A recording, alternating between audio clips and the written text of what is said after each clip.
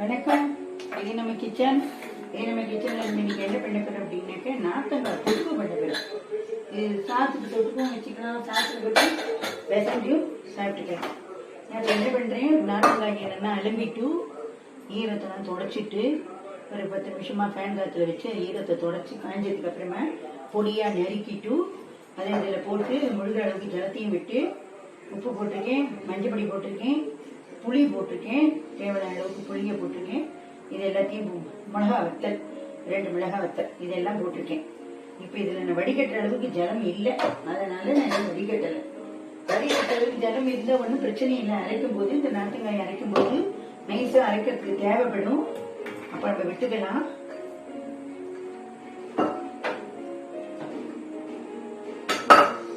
இப்போ இதை இதில் போட்டு நைஸாக ஒரு பேஸ்ட்டாக அரைக்கணும்.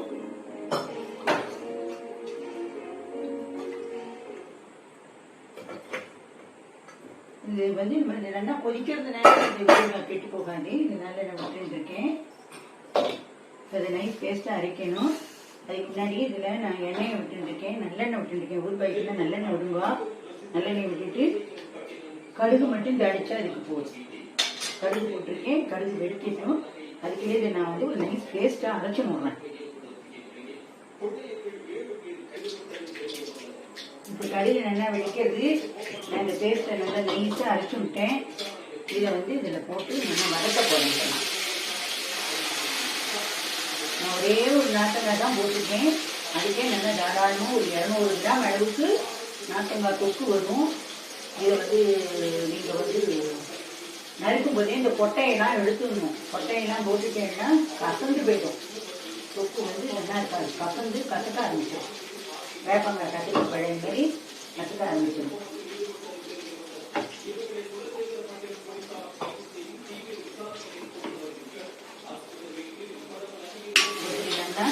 வெங்காயம் மசாலா எடுத்துக்கோங்க. இது 2-3 மெத்தடாகவும் பண்ணலாம்.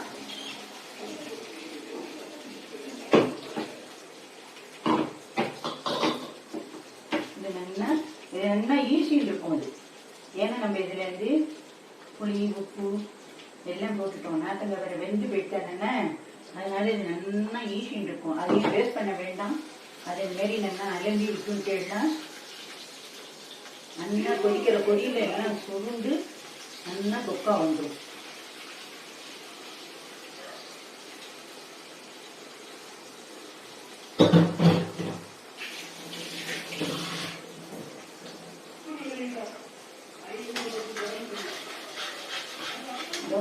இதுவே நல்லா முழுகிற அளவுக்கு எண்ணெய் விடணும். உங்களுக்கு நல்ல எண்ணெய் விட முடியல அப்படின்னு கடலெண்ணெய் கூட விட்டுக்கலாம். இறக்கி வச்சு கூட கொஞ்சம் நல்லெண்ணெய் வாசனைக்கு விட்டுக்கலாம்.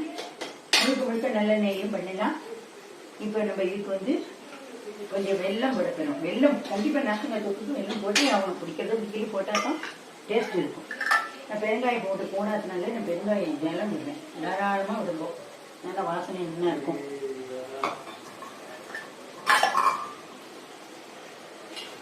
இப்போ நல்லா சுருள் கலரி வரணும்.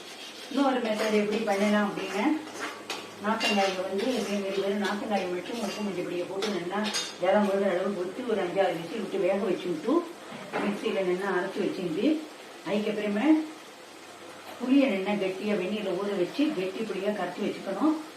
கடுகு அடிச்சுண்டு இந்த அரைச்சி வச்ச பேஸ்ட்டை போட்டுட்டு கெட்டியான புளிக்கரைச்சலை போட்டுட்டு அதுக்கப்புறம் தனி மிளகாத்தூள் இருக்கும், அதையும் போட்டுட்டு நல்லா எண்ணெய் பிரிஞ்சு வர அளவுக்கு துணியில் வதக்கணும். வதக்கிட்டு அப்புறம் இறக்கிற நேரத்துக்கு கடுகு வெந்தய பொடி ட்ரை ரோஸ் பவுடர் பண்ணி வச்சுருக்கு. ஆற்று எல்லாத்துக்கும் இருக்கும், இல்லைன்னா பண்ணி வச்சுக்கோங்க. அதை போட்டு ஆஃப் பண்ணிவிட்டு கலரி இறக்கிடணும். இது ஒரு மெத்தட்.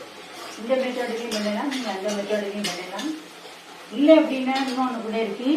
அப்படியே நறுக்கி நல்லா உப்பு மஞ்சள் போட்டு நல்லா ஊற வச்சு ஒரு 10 நாள் 5 நாள் ஊற வச்சு அப்பப்போ குளிக்க விட்டு ஊற வச்சு வெயிலில் கொண்டு காய வச்சு எடுத்து வச்சுக்கணும். எப்போ தேவைப்படுறதோ அப்போ வெந்நீரை வச்சுட்டு ஒரு 2 விசில் விட்டு இறக்கி அதுக்கப்புறம் அரைச்சி அந்த மாரியும் பண்ணலாம். நல்லா சுருண்டு வரைக்கும்.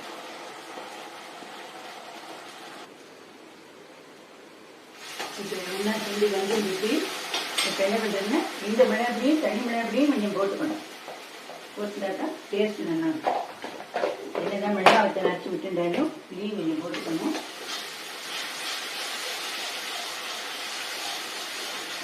நல்லா அரிவா கலர் மாரி நல்லெண்ணெய் விட்டு விட்டு இது ஒன்றா கலரணும்.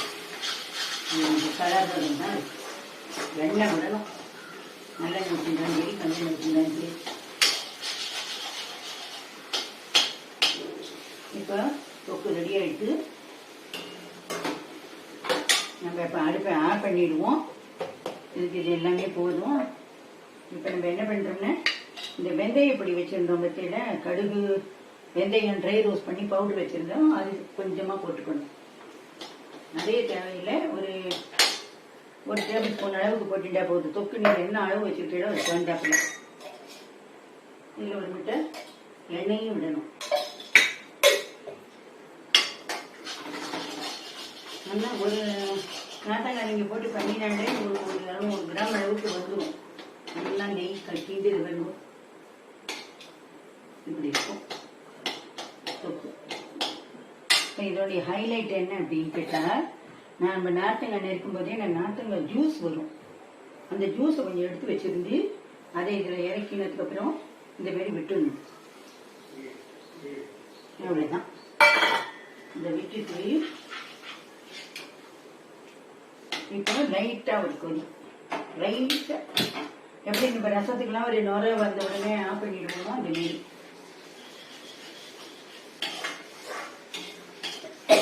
இந்த மாரி ஆஃப் பண்ணிட்டு ஆறினதுக்கப்புறம் நீங்கள் ஒரு கண்ணாடி பாட்டிலையோ ஒரு பீங்காய் ஜாடியிலையோ இல்லை ஒரு பிளாஸ்டிக்கை தவிர எதில் வேணாலும் போட்டு எடுத்து வச்சுக்கோங்க. ரொம்ப எண்ணெய் இருக்கும். சாத்துக்கு எல்லாத்துக்கும் தொட்டுக்கலாம். எல்லோரும் கொஞ்சம் கொஞ்சம் கேக் வாங்கி சாப்பிடுவா, விரும்பி சாப்பிடுவா. கொஞ்சம் இது வரட்டும். கெட்டியாகி எண்ணெய் வந்து பிரிஞ்சு நல்லா மேலே வந்துடும். கொஞ்சம் ஜலம் இந்த நாத்தங்காய் ஜூஸ் பண்ணுறது தான் இந்த இதுக்கு டேஸ்ட்டே. இந்த வரைக்கும் இப்படி இருக்கும். அவ்வளோதான். ஆறு போச்சு அடுப்பு ஆன் பண்ணி வேண்டிதான். இதே மாதிரி நீங்கள் பண்ணிக்கிறது பிரமாதமாக அருமையாக இருக்கும். நன்றி, வணக்கம்.